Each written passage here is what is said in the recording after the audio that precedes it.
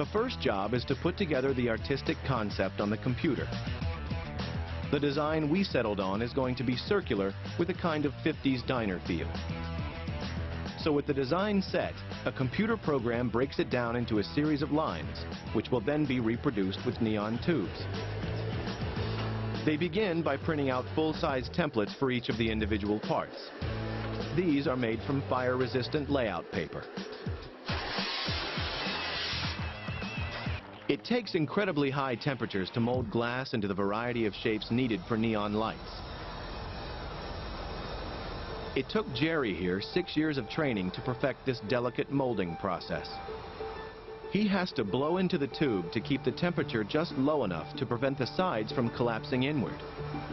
With this technique, the glass remains perfectly cylindrical. The shape is vital because when the tube's filled, the gas inside will only be at just 1/100th the pressure of the air outside. The tiniest flaw and the tube could shatter. Meanwhile, the aluminum frames that will support the tubes are fixed in place and wired up.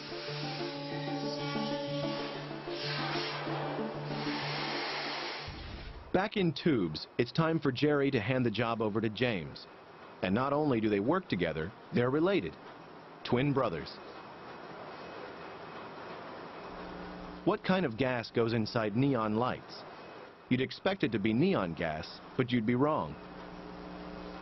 The problem is, when electricity passes through neon gas, it only gives off shades of red. So that the lights can produce other colors, the glass tubes are filled with another inert gas, argon, combined with a tiny amount of mercury.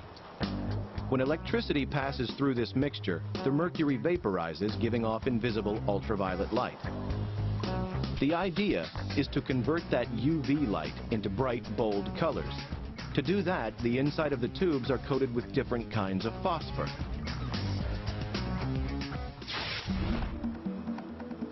James now has to suck all the air out of the tube to create a vacuum before injecting the low-pressure mixture of inert gas and mercury. He's the real magician and artist. It's his job to get the mixes of argon, mercury, and phosphor just right in order to produce the specific color the designers want.